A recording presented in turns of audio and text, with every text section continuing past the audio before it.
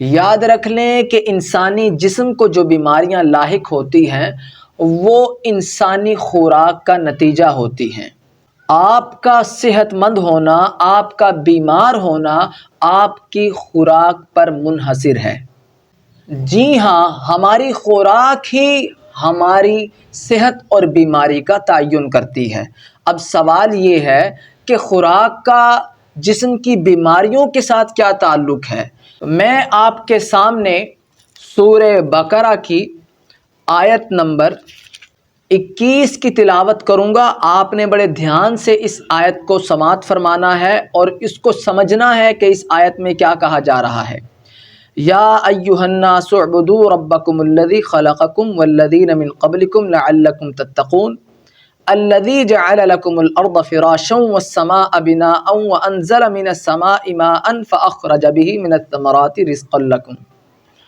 میں آیت کا جو مین حصہ ہے، جو ہمارے موضوع سے ریلیٹڈ ہے، وہ ذات جس نے تمہارے لیے زمین کو بچھونا بنایا اور آسمان کو چھت بنایا، وَأَنزَلَ مِنَ السَّمَاءِ مَاءً، اور آسمان سے پانی نازل کیا، پھر اس پانی سے فَأَخْرَجَ، نکالے، بِهِ، اس پانی کے ساتھ، مِنَ الثَّمَرَاتِ، پھلوں میں سے، رِزْقًا لَكُمْ، تمہارے کھانے کے لیے۔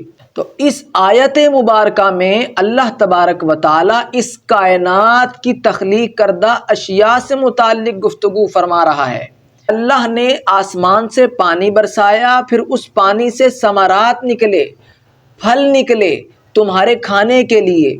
تو اب یہاں سے ایک بات آپ ذہن نشین کر لیں کہ وہ اشیاء جو اللہ کی پیدا کردہ ہیں، جیسا کہ فروٹس ہو گئے، سبزیاں ہو گئیں، جو قدرتی طریقے سے ہمارے کھانے کے لیے وجود میں آتی ہیں، اگر ہم ان کو اپنی خوراک بناتے ہیں، ان پر انحصار کرتے ہیں، تو یاد رکھیں ہم کبھی بھی بیمار نہیں ہو سکتے۔ اور اگر ہم ان اشیاء پر انحصار کرتے ہیں جو لوگ بناتے ہیں، جو انسان پیدا کرتے ہیں، تو وہ لوگ جو لوگوں کی اشیاء پر منحصر کرتے ہیں، تو یاد رکھ لیں وہ لوگ ہمیشہ بیماریوں کا شکار ہوں گے۔ لیکن وہ لوگ جو اللہ کی پیدا کردہ اشیاء پر انحصار کریں گے، وہ ہمیشہ صحت مند رہیں گے اور صحت مند زندگی گزاریں گے۔ کیوں؟ اس لیے کہ انہوں نے اللہ کی پیدا کردہ اشیاء، قدرتی اشیاء، نیچرلی اشیاء کو اپنایا۔ دوسری بات یہاں سمجھنے کی یہ ہے کہ ہمارا جسم نیچر سے تعلق رکھتا ہے، ہمارا جسم اللہ کی تخلیق ہے۔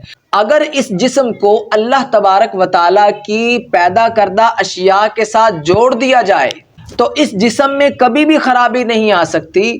لیکن اگر اس جسم کو ان اشیاء کے ساتھ جوڑ دیا جائے، اس جسم میں وہ ان اشیاء کو ڈالا جائے جو انسان کی پیدا کرتا ہے، خالص نہیں ہے، قدرتی نہیں ہے، نیچرلی نہیں ہے، تو یاد رکھیں وہ شخص ہمیشہ بیماریوں کا شکار ہوگا۔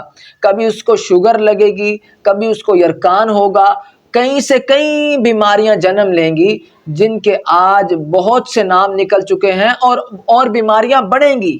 اس لیے کہ انسان کا جو انحصار ہے وہ اس خوراک پر ہو گیا ہے جو انسان تخلیق کر رہا ہے، جو انسان بنا رہا ہے، جبکہ ہمارا جسم نیچرلی ہے اور قدرت کی تخلیق ہے۔ تو چاہیے یہ تھا کہ ہم اس جسم کو قدرت کی اشیاء پر منحصر رکھتے، لیکن ہم نے غلطی کیا کی؟ ہم اس جسم میں وہ چیزیں ڈالنے لگ گئے جو انسانوں کی تخلیق کردہ ہیں۔ کیا آپ نے کبھی سنا ہے کہ ایک شخص نے پانی پیا 10 سال تک، تو پانی کی وجہ سے سائنس نے ریسرچ کی ہو کہ اس شخص کو پانی کی وجہ سے بیماری لگ گئی ہے؟ کیا کبھی سائنس نے ایسی ریسرچ کی کہ بھئی فلاں شخص کو فروٹس کی وجہ سے فلاں بیماری لگ گئی؟ سائنس جب بھی ریسرچ کرتی ہے بیماریوں پر تو ان کی وجہ سامنے یہ آتی ہے کہ وہ اشیاء جو قدرتی نہیں ہیں، خالص نہیں ہیں، جو لوگوں کی پیدا کردہ ہیں، ان اشیاء کی وجہ سے لوگوں کو بیماریاں لگ رہی ہیں۔ مثال کے طور پر آپ شوگر کو لے لیں، ہماری ہر پینے والی چیز میں آج شوگر ہے۔ آپ بازار سے کوئی بھی چیز لے کر آئیں پینے کے لیے، تو اس میں آپ باقاعدہ طور پر سب سے زیادہ استعمال چینی کا دیکھیں گے۔ تو شوگر والے شخص کی چینی کیوں بند کی جاتی ہے، اس کا میٹھا کیوں بند کیا جاتا ہے؟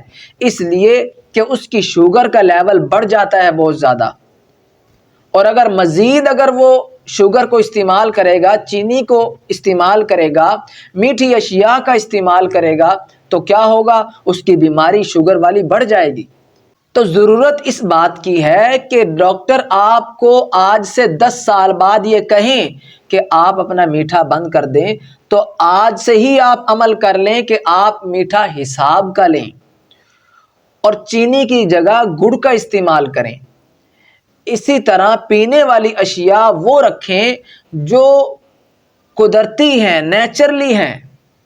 اگر آپ کا انحصار ان اشیاء پر ہے جو اللہ کی تخلیق کردہ ہیں، اللہ کی پیدا کردہ ہیں، تو آپ کبھی بھی بیماریوں کا شکار نہیں ہو سکتے۔